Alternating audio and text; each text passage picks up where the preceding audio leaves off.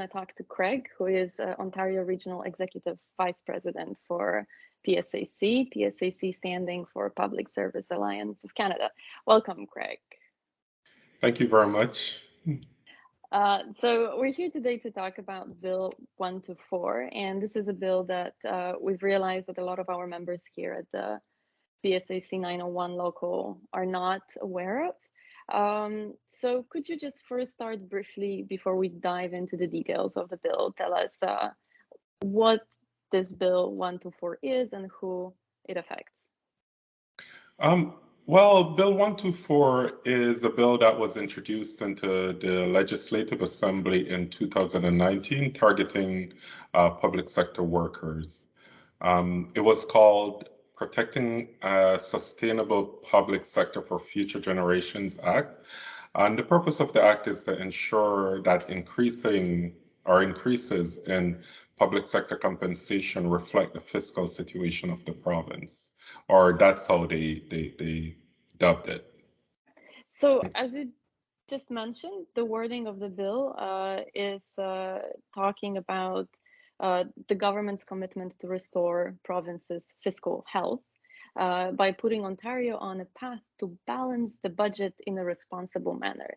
Can you answer to those who clearly are concerned with the fiscal health of the province? What is the PSAC stance and how do we see it, those concerns, and what's the relation to the workers? Well, I think this is a direct attack on public sector workers. This has very little to do with the fiscal situation of the province, and PSAC is fighting this all the way, and we have taken acts, or we had started the process to fight against this act. Mm-hmm.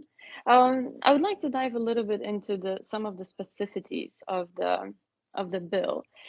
So the restraints that are imposed by the bill apply during so-called moderation periods. Could you explain what those are and how long will the Bill 124 shape our work conditions? Okay, so Bill 124 will reshape our working conditions for 3 years as set out by the bill. However, the 3-year period will start at different time for different employers and employees. For example, the unionized workplaces, the start of the moderation period will depend on the status of their applicable collective agreement as of June 2019. And for non-unionized workplaces, the start of the moderation period can begin on a date selected by the employer that is on or before January 2022. Mm-hmm. And since the bill is about our compensation, so can the lost increase to our salary during those moderation periods be made up somehow later? No. The legislation prohibits increase before or after the moderation period that would help make an employee whole. So basically, the employer cannot offer a larger increase before or after the moderation period to offset any of the impact caused by this. So basically, it is the 3 years plus in terms of how long we will be under the influence of the bill. Yes, that is correct. So it's the 3 years, but after the 3 years, there is no way to make up for that difference. So we have gone over some key elements of the Bill 124. So what is the PSAC's position on the bill? We believe that Bill 124 violates the collective bargaining rights enshrined in the freedom of association guaranteed by the Canadian Charter of Rights and Freedom. We believe that every worker in Canada has the right to freedom of association and to collective bargaining with their employer. With that, in partnership with the Ontario Federation of Labour and other unions, we filed a charter challenge to Bill 124 in an effort to repeal this anti-worker legislation, because that's exactly what it is. It's an anti-worker legislation. And a similar bill was passed in Manitoba, and it was also ruled unconstitutional in 2020. So is that the result that you're expecting in Ontario as well? That is correct. The Manitoba court recently found that similar restrictions on collective bargaining in Manitoba violate the Canadian Charter of Rights and Freedom.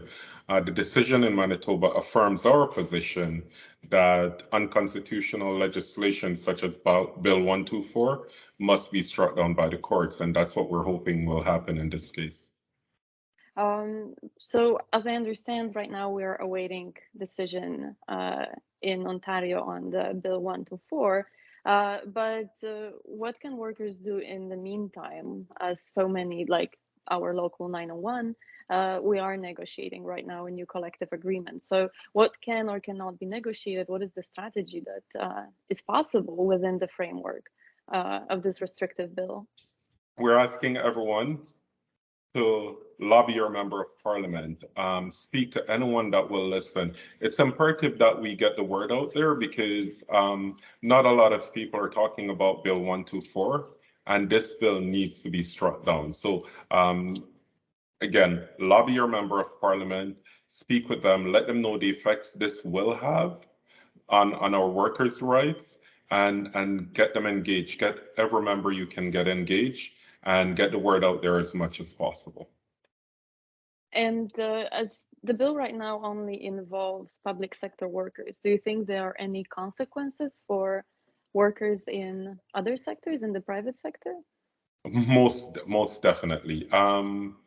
What happens in society in a whole is usually reflective of what happens within our union.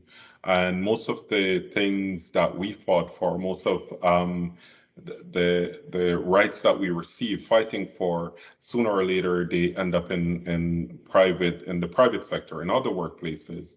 For example, if you look at weekends and such, that was something that was fought or by the union and eventually trickled into the workplace. And in this case, that's exactly what will happen. So this is as much an issue for the private sector as it is for the public sector as well. All right, thank you. And I have one more question. Let's assume that an employer is in a good fiscal situation. It's in the fiscal health of the employer is not in danger. Can an employer not comply with the regulations? Can they offer a higher salary increase than the stipulated 1%? Is it even possible? Yes, the employer cannot do something like that because the bill afford the minister the right to force them, for lack of a better word, to report everything in terms of collective bargaining, in terms of all information collected by their workers to the ministry. So they have to do this. So the bill affects indiscriminately all public sectors, even those who are not in financial crises. They have to also limit bargaining and workers' rights. Yes, it does. For that's the easiest way to put it. It does. It affects everyone right across the board. And does that also tie to what you said, that this is anti-worker legislation because it indiscriminately affects the workers in better health situation, employers, and also those who are struggling financially? It does. But yes, it affects the entire public sector, not only a portion of it, because depending on it doesn't depend on the fiscal scenario of the different departments. Everyone has to report this, and everyone will be bound by this. All right, sounds really scary. It is, and that, I'm not sure why more people are not talking about this, and I think it's the timing of the bill too, because it came about just before the pandemic, so focus quickly shift to the pandemic. So not a lot of people are talking about this because, you know, most people are experience hardship or experiencing just, the mental fatigue, everything that comes with the pandemic. So they're not really focusing on this. But we will be seeing, or I believe that we will be seeing the effects of this more, because a lot of the larger bargaining units, especially of the PSAC, are going to start bargaining soon. So we will be seeing some of these effects shortly. And would you agree that also the pandemic itself made the situation of workers harder? So compounded with the bill, it creates a quite, unlivable situation for a lot of public sector workers. It is because if you think of some of the effects of the pandemic, right? A lot of people weren't working, or they got their hours drastically reduced, and things like that, right? So they are looking that, when things go back to quote unquote normal, at least there will be some benefits, or at least there will be some kind of raise or something to look forward to. But now with this bill, it will be highly restricted. So yes, most definitely. All right. So in the meantime, we need to just try to lobby everyone and raise awareness about the bill. That's the key thing, and